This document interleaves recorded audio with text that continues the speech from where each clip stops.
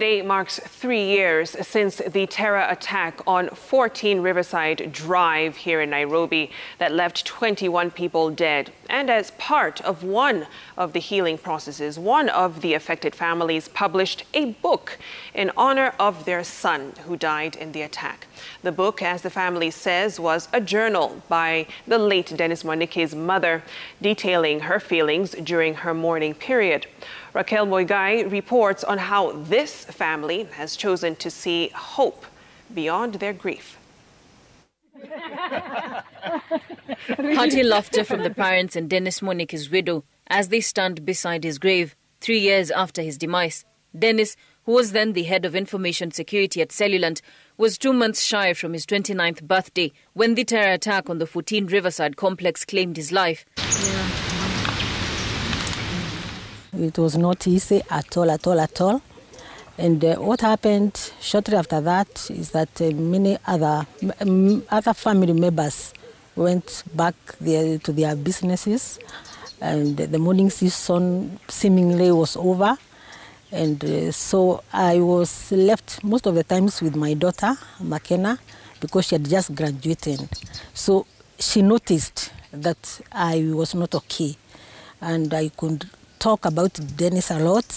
It's like now grief started all over again. Her daughter's idea was for their mother to journal her feelings.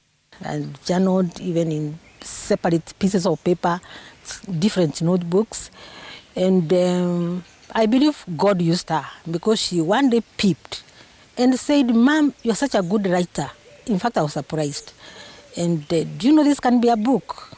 And well, it ended up there.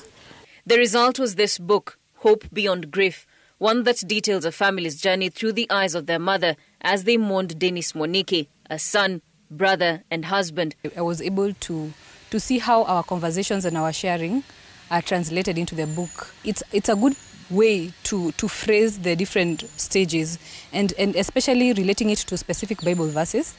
And then expounding, like starting with a Bible verse, then expounding how it works in a practical way. Has been really, really good because many times we just read these things and because we don't interact with it, it doesn't mean much to us. Yeah. Every detail in the book is personal, from describing the fight with their faith as they came to terms with Dennis's death to who he was as a person and how their perspectives on life changed over time after his passing. It made me see clearly that this life is short. Don't waste any moment. You can make a difference in somebody's life by even giving a smile.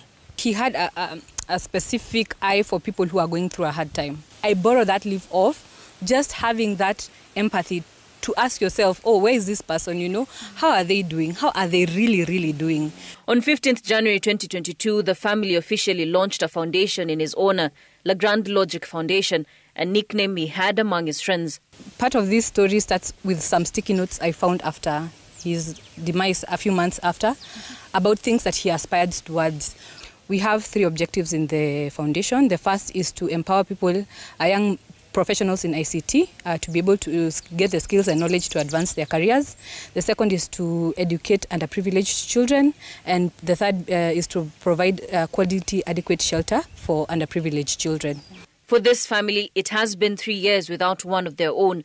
But those 3 years have enabled them to see hope beyond the grief. Mwaniki, Citizen TV.